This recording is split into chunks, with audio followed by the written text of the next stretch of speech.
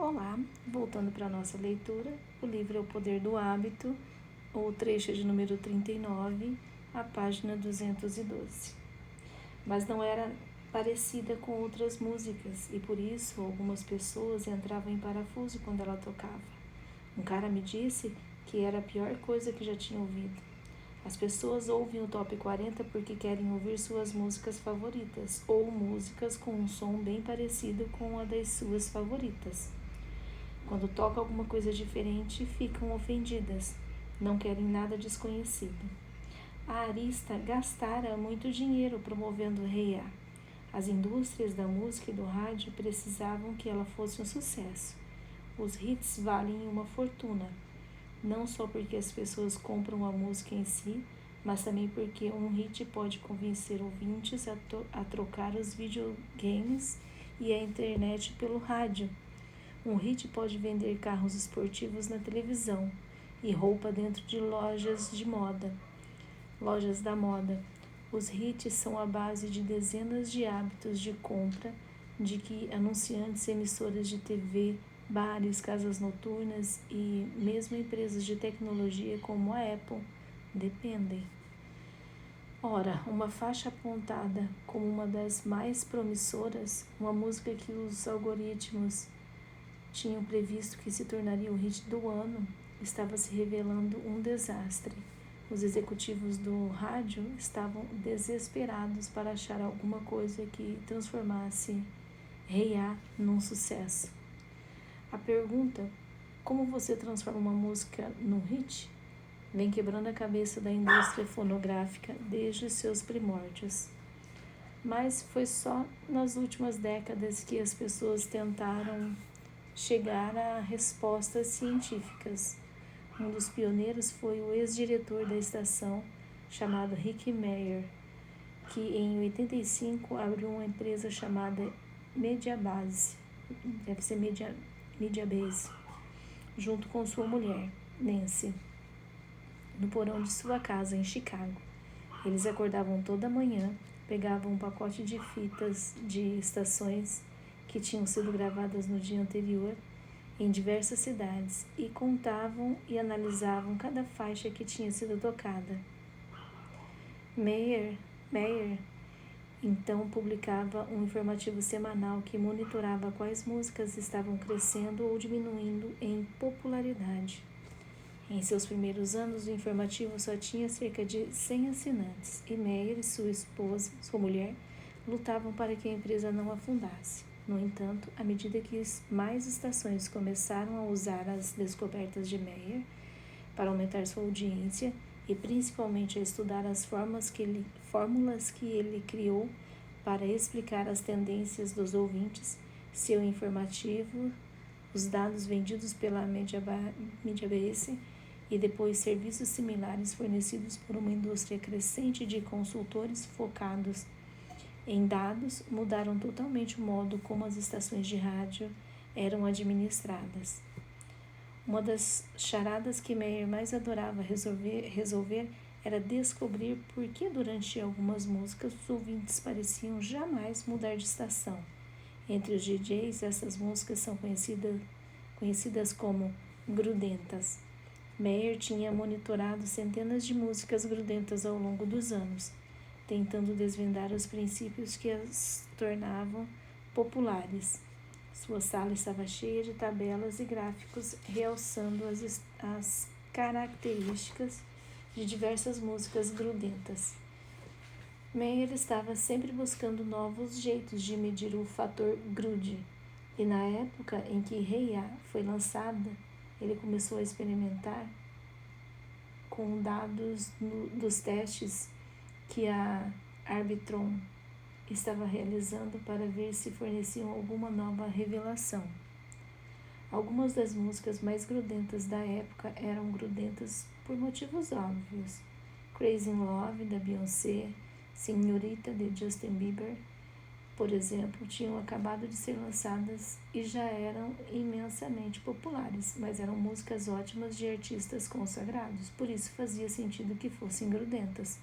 Outras músicas, no entanto, eram grudentas por motivos que ninguém conseguia entender direito. Por exemplo, quando a rádio tocava Preto de Blue Cantrell, durante o verão de 2003, quase ninguém encostava no dial. É uma música altamente esquecível, centrada numa única batida que os DJs achavam tão sem graça que a maioria deles só tocava com relutância, como diziam as publicações musicais. Mas, por algum motivo, sempre que ela tocava no rádio, as pessoas ouviam, muito embora, como pesquisas vieram descobrir depois, estes mesmos ouvintes disseram que não gostavam muito da faixa. Ou pensemos em Here With You, Without You, do Three Doors Down, ou qualquer música do grupo Maroon 5. Essas bandas são tão desprovidas de personalidade que os críticos e os ouvintes criaram uma nova categoria de música, pet rock, rock de chuveiro, para descrever suas melodias insossas. E, no entanto, sempre que elas tocavam no rádio, quase ninguém mudava a estação. E havia também músicas de que os ouvintes diziam não gostar ativamente, mas que eram grudentas assim mesmo. Pensemos em Christina Aguilera ou Celine Dion. Em pesquisa após pesquisa, os ouvintes masculinos diziam que odiavam Celine Dion e não suportavam suas músicas. Mas sempre que uma música dela tocava no rádio, os homens continuavam sintonizados. Dentro do mercado de Los Angeles, as estações que tocavam Celine Dion regularmente no fim de cada hora, momento em que a árbitra media os ouvintes, podiam confiavelmente alavancar sua audiência em 3%, um índice enorme no mundo do rádio. Os ouvintes masculinos talvez achassem que não gostavam de Celine Dion, mas quando suas músicas tocavam, continuavam sintonizados. Uma noite, Meyer sentou-se e passou a ouvir uma série de músicas grudentas, uma após a outra, inúmeras vezes. Enquanto fazia isso, começou a notar uma semelhança entre elas. Não era que as músicas fossem parecidas. Algumas eram baladas, outras músicas pop. No entanto, todas eram semelhantes no sentido de que cada uma soava exatamente como aquilo que Mary esperava ouvir daquele gênero específico. Elas soavam familiares, como todo o resto que havia no rádio, mas um pouco mais bem acabadas, um pouco mais próximas da medida áurea da música perfeita. Às vezes, as rádios fazem pesquisa, ligando para os ouvintes e tocando um trecho de música, e os ouvintes dizem: ouvi isso 1.000.000 de vezes, estou totalmente cansado disso, me disse Meyer. Mas quando a música toca no rádio, seu subconsciente diz: eu conheço essa música, ouvi 1.000.000 de vezes, sei cantar junto. Músicas grudentas são o que você espera ouvir no rádio. Seu cérebro secretamente quer essa música porque é muito familiar em relação a todo o resto que você já ouviu e gostou. Ela tem o som certo. Há evidências de que uma preferência por coisas que soam familiares é um produto de nossa neurologia. Cientistas examinaram os cérebros de pessoas enquanto elas ouvem músicas e identificaram quais regiões neurais estão envolvidas na compreensão de estímulos auditivos. Ouvir música ativa diversas áreas do cérebro, incluindo o córtex auditivo, o tálamo e o córtex parietal superior. Essas mesmas áreas também estão associadas ao reconhecimento de padrões e ajudam o cérebro a decidir a quais estímulos ele deve prestar atenção e quais deve ignorar. Ou seja, as áreas que processam música são projetadas para procurar padrões e buscar familiaridade. Isso faz sentido. Música, afinal, é algo complicado. Os diversos tons, alturas, melodias sobrepostas e sons concorrentes dentro de quase todas as canções ou qualquer pessoa falando numa rua movimentada, aliás, são uma quantidade de informação tão avassaladora que, sem a habilidade do nosso cérebro de focar alguns sons e ignorar outros, tudo parecia uma cacofonia de ruídos. Nossos cérebros anseiam por familiaridade na música, porque é através dela que conseguimos ouvir sem nos distrair com a quantidade de sons. Assim como os cientistas do MIT descobriram que os hábitos comportamentais evitam que fiquemos sobrecarregados com as inúmeras decisões que, de outro modo, precisaríamos tomar todo dia.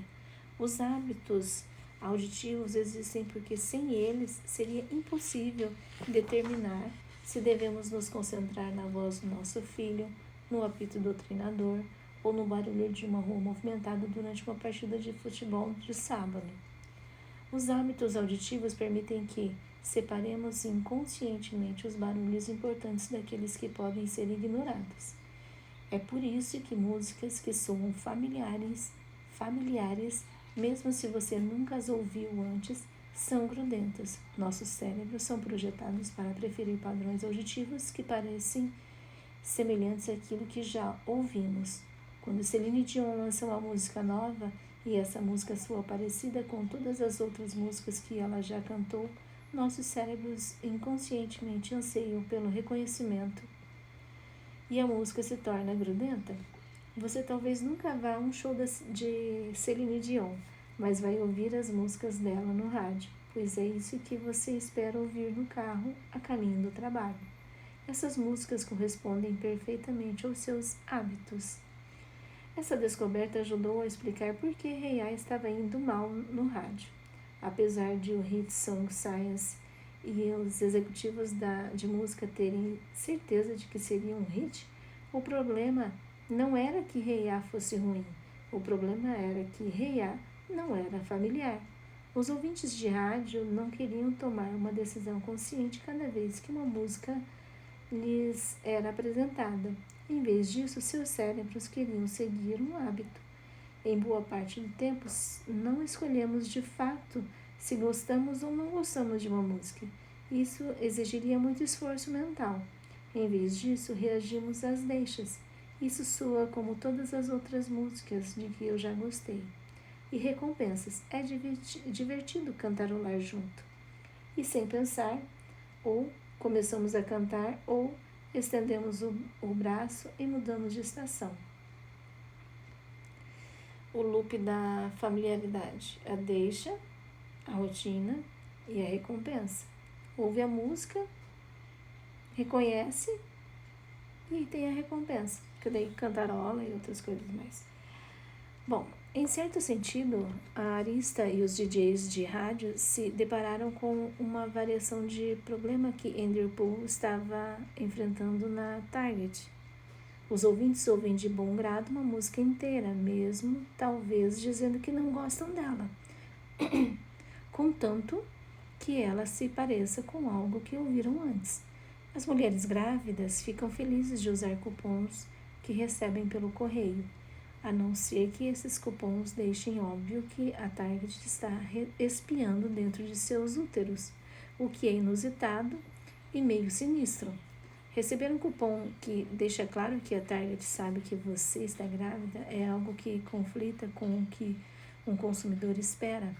E como dizer a um economista de 42 anos que ele cantou junto com a Celine Dion parece simplesmente errado.